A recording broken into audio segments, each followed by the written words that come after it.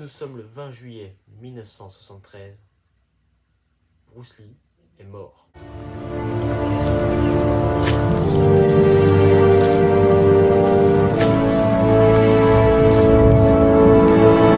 Tous les fans de l'acteur ainsi que ses proches se rassemblèrent pour lui rendre hommage.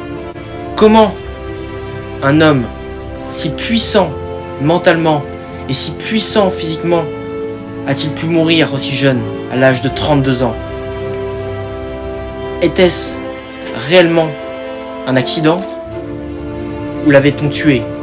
La police menait l'enquête, mais pour cela, il va falloir retracer toute l'histoire du jeune petit dragon, de sa naissance jusqu'à cet événement, pour comprendre, détail par détail, sa vie, sa carrière, où il en est arrivé, jusqu'où il est allé pour repousser les limites et pour qu'il devienne une légende.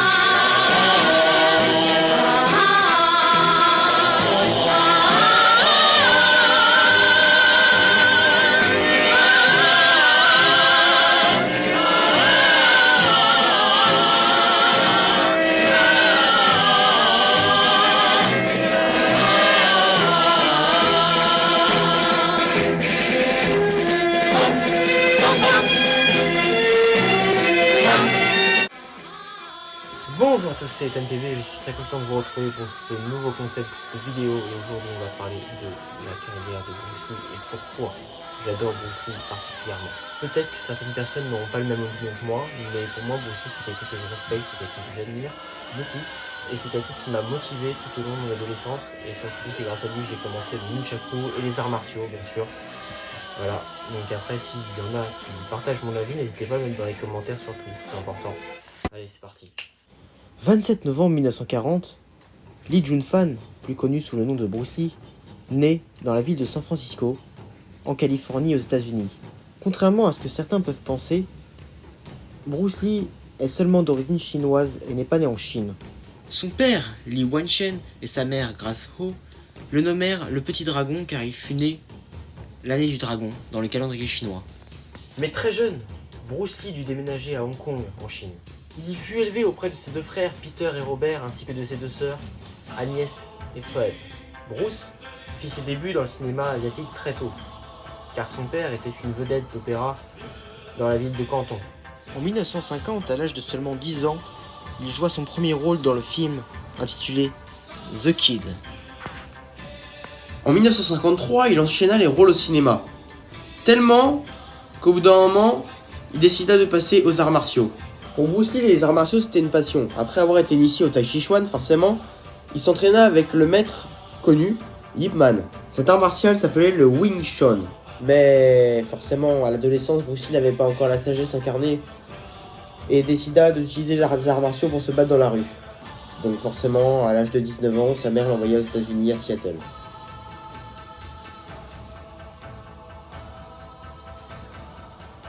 Une fois en Amérique, il rentra dans l'école Edison Technical School, où il rencontra sa future femme, bien évidemment. Il lui enseignait le kung-fu en lui donnant des cours. Et le 17 août 1964, ils se marièrent à Oakland, en Californie, et eurent deux enfants, Brandon Lee et Shannon Lee. C'est d'ailleurs à cette époque que Bruce Lee commença à fonder sa propre école. Il y donnait des cours à des célébrités connues encore aujourd'hui, telles que Kareem Abdul-Jabbar, les basketteurs. Sauf qu'aux États-Unis, l'enseignement du kung-fu est mal perçu par les autres écoles. Pour les personnes chinoises qui habitaient aux États-Unis, le kung-fu devait essentiellement être enseigné aux personnes de nationalité chinoise. Il a dû donc relever un défi, le défi de devoir affronter un maître chinois d'une école. Soit il perdait et il fermait définitivement son école, soit il gagnait et son école pouvait continuer à enseigner. Et vous connaissez Bruce Lee. Quand il s'agit d'un défi, il n'abandonne jamais. Bien que victorieux, Bruce Lee fut déçu de lui-même. parce qu'il pensait qu'en seulement quelques secondes, il pourrait mettre KO un adversaire. Mais il faut de l'entraînement. Bruce Lee décida alors de créer son propre art martial, basé sur différents types d'arts martiaux ayant déjà existé depuis plusieurs années, voire centaines d'années, et basé sur sa propre philosophie à lui-même, qu'il nomma le Jeet Kune Do. Cet art martial a également été pensé comme système de renforcement musculaire. Il écrit plusieurs livres expliquant ces techniques, notamment le fameux Dragonfly. Il essaye également de poursuivre une carrière cinématographique, qu'il avait d'ailleurs entamée en Chine, comme on l'avait dit tout à l'heure. En 1964, Bruce Lee fit une démonstration de Kung Fu dans la ville de Long Beach, durant un tournoi de karaté. Début 1965, il est contacté pour le casting de la fameuse série américaine Le Frelon Vert. Enfin, qu'est-ce que ça veut dire? Où est l'argent? Moi, je ne veux pas payer pour qui que ce soit.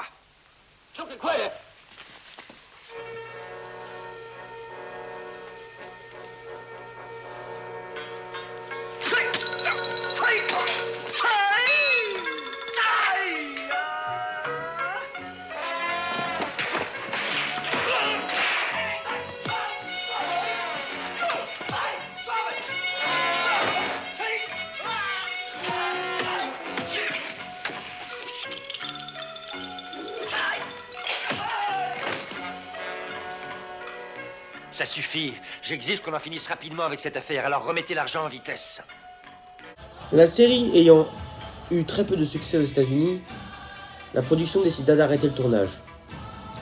Bruce Lee fut passé dans des rôles secondaires et sa carrière ne s'envola pas. Le coup le plus dur à encaisser pour Bruce Lee était aussi le fait d'avoir été écarté de la série The Warrior, dont il avait écrit le synopsis et qui avait été rebaptisé Kung Fu. Au début des années 1970, et Bruce Lee se blesse grièvement au dos dans sa salle de sport. Le médecin lui dit d'arrêter les exercices pendant 6 mois et forcément, ça plaît pas trop à Bruce Lee, donc pendant ce temps-là, il va décider d'écrire l'un de ses tout premiers livres, qu'il nommera Tao of Jeet Kune Do. La série Le Frelon Vert ne fonctionna donc pas aux États-Unis. Mais qui vous dit qu'elle n'a pas fonctionné ailleurs? Retour à Hong Kong. Ce fut un succès phénoménal pour Bruce Lee, qui put, enfin, entamer sa vraie carrière cinématographique.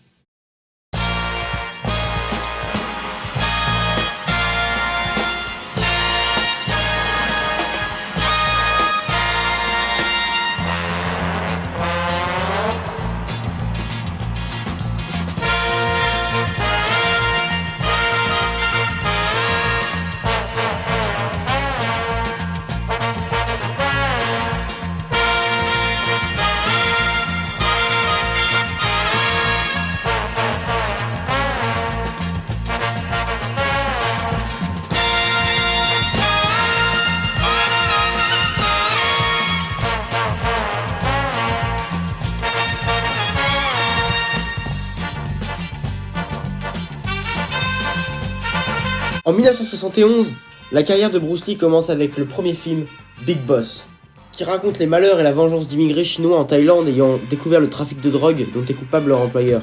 La même année, il fera un retour rapide en Amérique pour tourner dans la série Long Street, où il y joue le rôle d'un instructeur d'arts martiales qui entraîne le détective aveugle Mike Longstreet. Now, relate to me now. Move, move. No. Now, don't just move for the sake of moving. Relate to me. Relationship. You're where? Where? That jaws. Now open it up a little bit. Feel the wind blowing. The bird. You hear the bird chirping? Yes. Very good. Now, let it flow. Avec le succès phénoménal de Big Boss, Bruce Lee se fit interviewer et prononça cette fameuse phrase que tout le monde connaît. This is what it is, okay? I said, empty your mind. Be formless, shapeless, like water. Now you put water into a cup, it becomes the cup. You put water into a bottle, it becomes the bottle. You put it in a teapot, it becomes the teapot. Now water can flow or it can crash. Be water, my friend. En 1972, Bruce Lee tourne dans La Fureur de vaincre. le rôle d'un étudiant chinois qui revient de Shanghai pour venger la mort de son maître, qui selon lui s'est fait assassiner par un traître. Un combat entre les Japonais et les Chinois.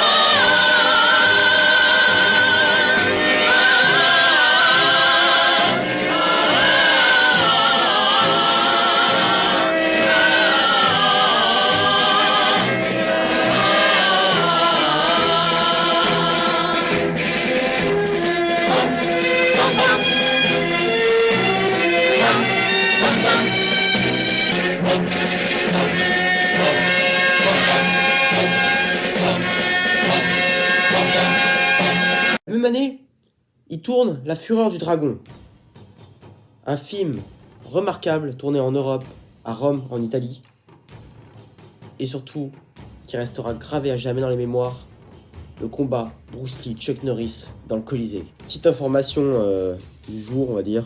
La Fureur du Dragon, c'est mon préféré. Après, je sais pas lequel est votre préféré, n'hésitez pas à le mettre dans les commentaires, c'est important. Histoire que je sache, que j'interagisse avec vous.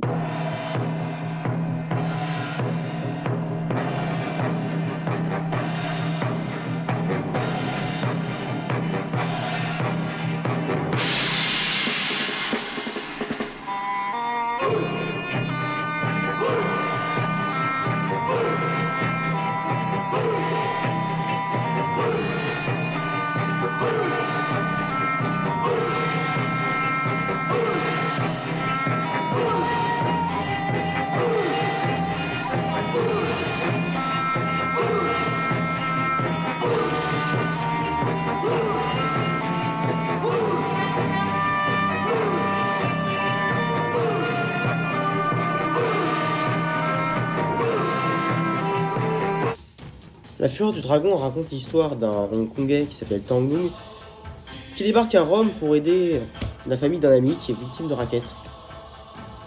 Les aptitudes martiales de Tang Lung repoussent les malfrats qui font alors appel à un redoutable champion d'art martial. Vous connaissez la suite. Succès. Et du coup, Bruce Lee continua les films. Mais, contrairement à ce que certains peuvent penser, il commença le tournage du Jeu de la mort. Fut inachevé, car il préféra se concentrer sur le tournage d'Opération Dragon.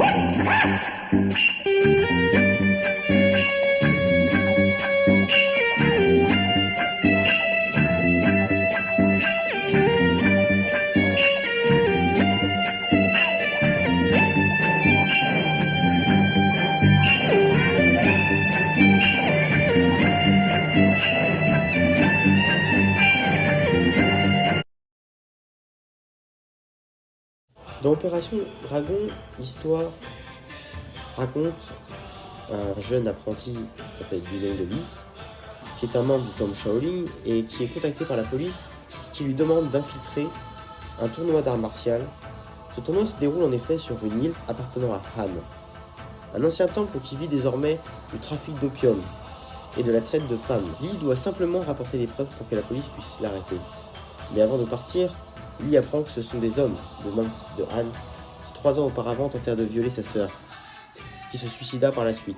Et désormais, Lee a des comptes personnels à régler avec Han.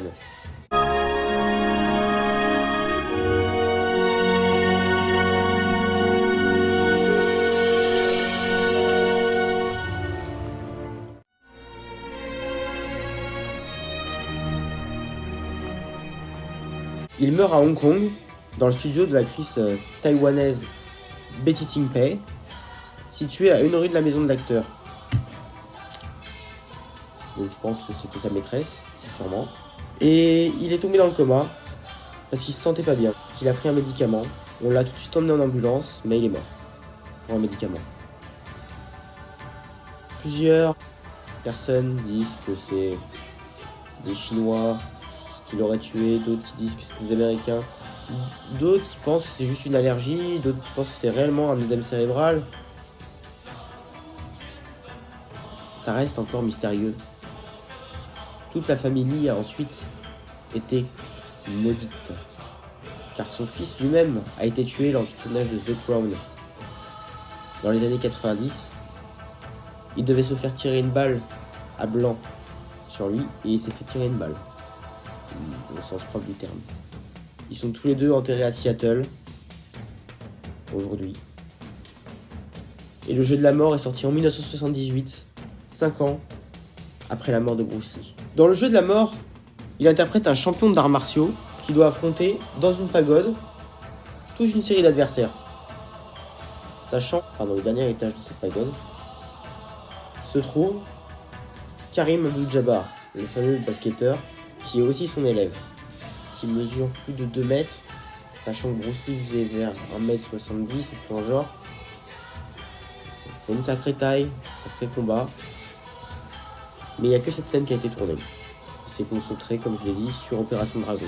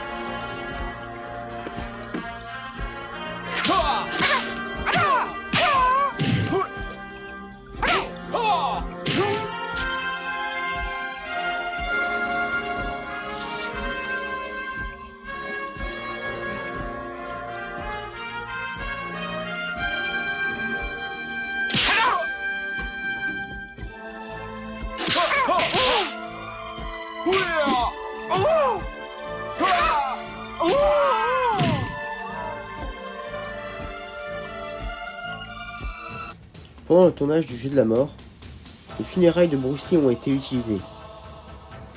La tenue que portait Bruce Lee lors du film a également servi d'inspiration pour le film Kill Bill. Source d'inspiration pour Jackie Chan, Donnie Yen, Jet Li, Tony Jaa, Jean-Claude Van Damme et Chuck Norris. Bruce Lee est encore aujourd'hui un symbole pour les arts martiaux. Si vous avez aimé l'histoire de Bruce Lee, n'hésitez pas à vous abonner à ma chaîne, n'hésitez pas à liker la vidéo. Si vous voulez d'autres vidéos dans le même contenu, n'hésitez pas à tout mettre dans les commentaires. N'hésitez pas à partager cette vidéo si vous connaissez quelqu'un qui adore Bruce Lee. Et je vous souhaite à une prochaine vidéo.